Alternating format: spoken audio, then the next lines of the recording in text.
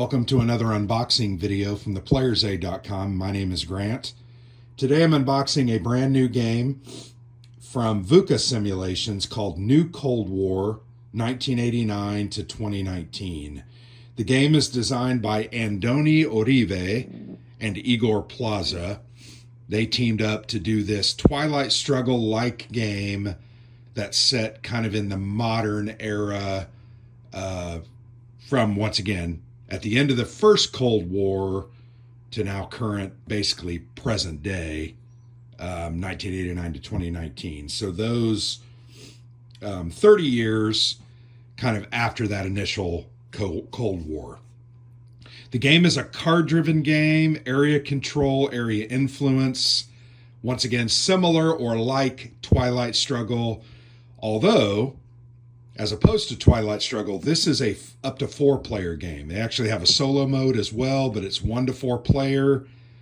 And I played this last summer at the World Board Gaming Championships.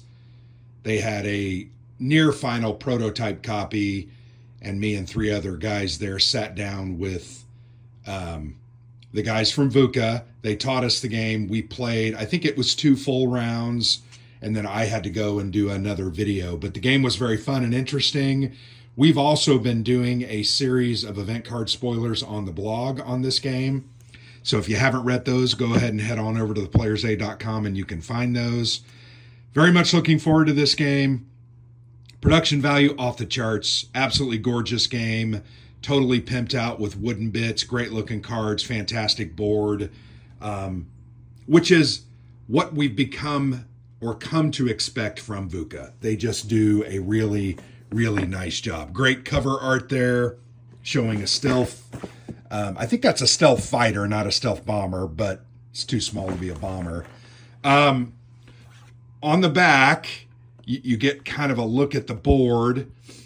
This is a geopolitical game dealing with, once again, basically the 4 major powers in the world over that 30-year period. So you have China, Russia, the United States, and the European Union, or EU. Plays in about 3 hours. I think we played the 2 turns in about 2.5 hours, but that included the teach. It is 1 to 4, as mentioned. Patrick Gebhardt and Julius were the ones that taught us the game last summer. But very high quality box. This is going to be one of those games that you're going to want to get because this is a big multiplayer war game. And we're actually going to try to get this to the table over the next month at Buckeye Game Fest.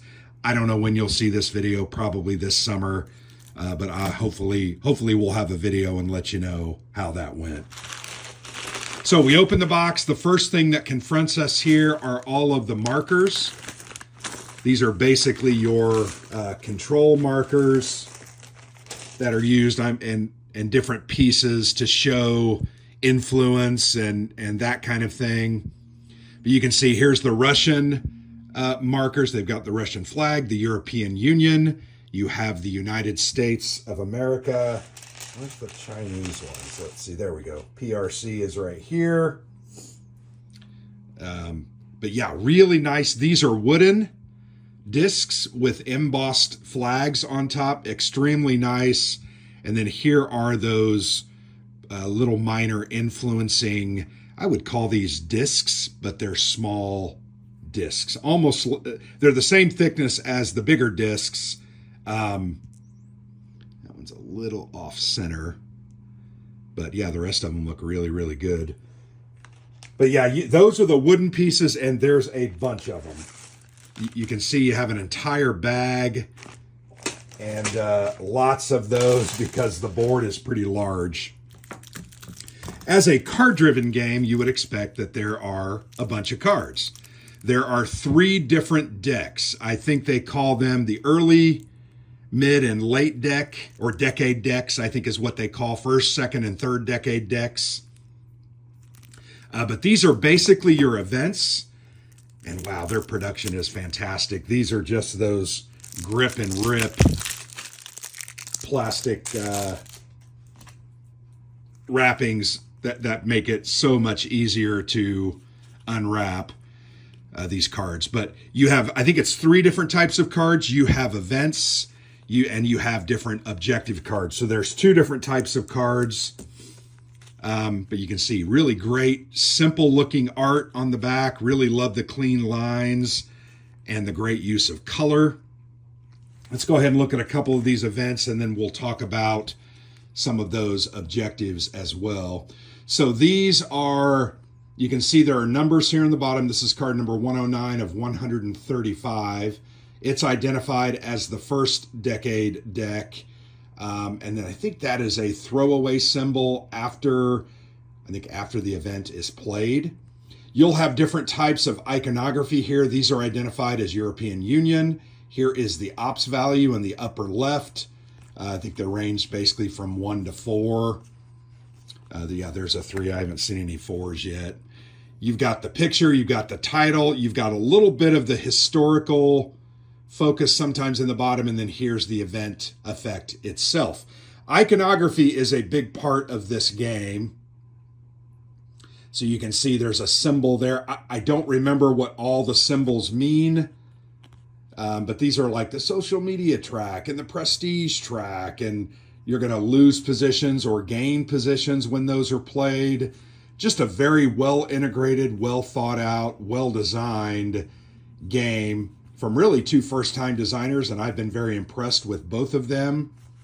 But there you can just get a look at the different types of cards. I will say, like a card like this, I'm trying to remember, you'll notice there's 2 values. I think if there are certain conditions met, you get the top. If it's not met, you get the bottom. So that's why those are split like that. Let's go ahead and look at these objective cards. And these are China objectives.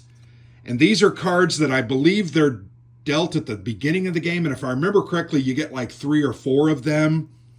And then as the game progresses, you're going to decide which of these you're going to hold on to for kind of your end game scoring. But this objective is basically control the most spaces in Asia and South America. If you do that, that's going to be worth 17 prestige points. Here's Asia and Africa. So you can see there's kind of variants of those. And then it says control at least 18 countries, including 2 regional powers. That's going to be worth 14. But yeah, different types of things. Here you have the U.S. objectives, similar concepts, Asia and the Middle East, Southeast Asia, Central America, or South America. So that one gives you some options. So you're going to hang on to these kind of until the 2nd or 3rd round, and then I think you have to make a decision which ones you're going to go with.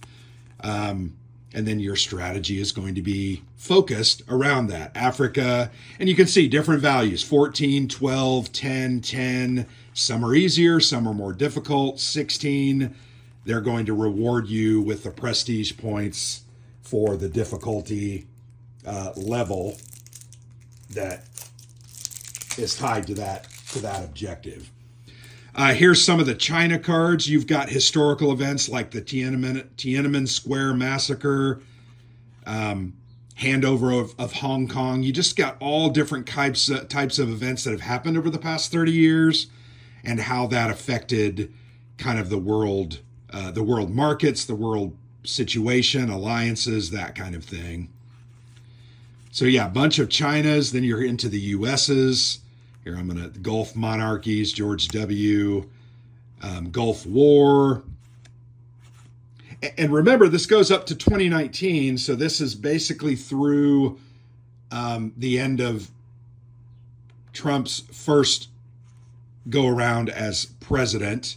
There's a September 11th attack, and that's a bad thing for the U.S. You're going to lose a bunch of prestige and different things. It's just not good.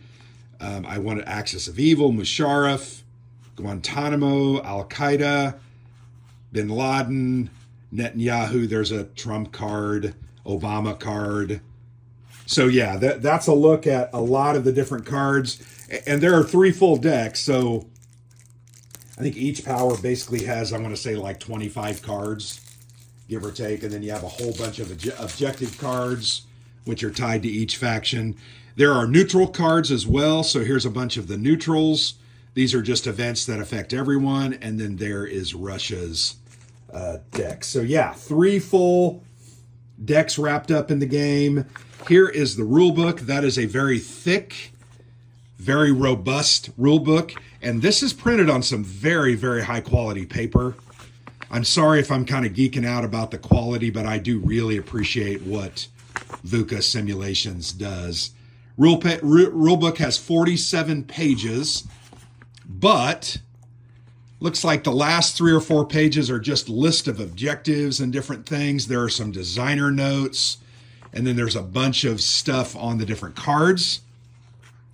But also there's some examples of play, good pictures to show you what the game is about and how it works.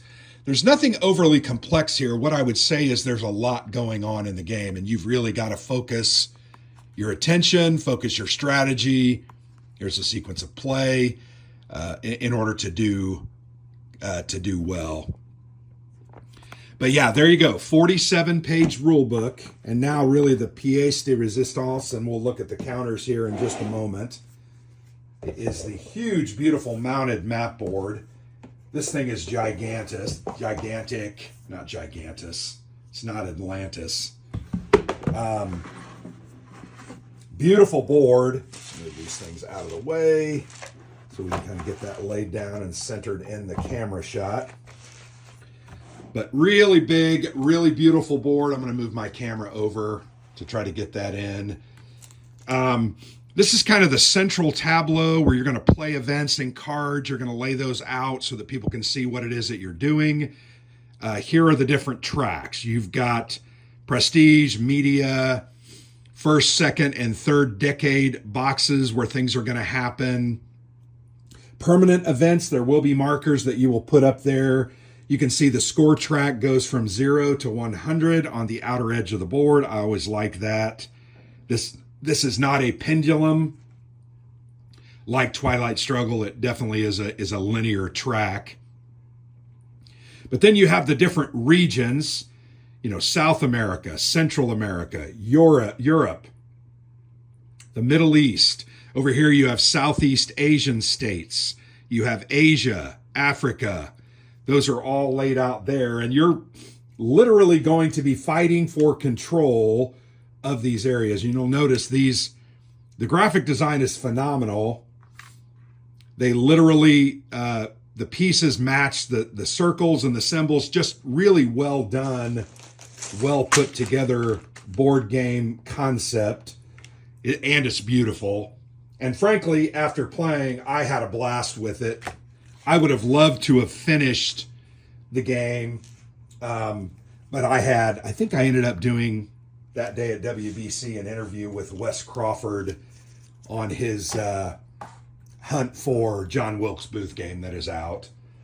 The final thing we'll look at here, we've got a couple of things. We've got one sheet of smaller counters, and then some of those are also larger. There's different voting that goes on. Here's those events here you got FARC, you got peace talks. Those are the ones that basically like here's a Trump one. You're going to put those out, and that means that event is in play. These are pre-rounded, so no clipping needed. Very well done. Beautiful. And then here are the 4 player boards.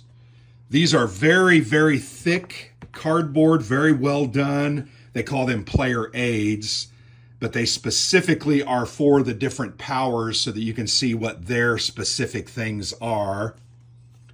Just a really great game. I very much enjoyed it. Cannot wait to play this, get a couple of friends together and get this to the table. It's going to be really good.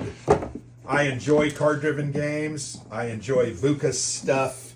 I think they've done a hell of a job getting their game brand off the ground running and have really made inroads into, I think, gamers' hearts. They've just done a great job. They're doing it the right way, and that's important.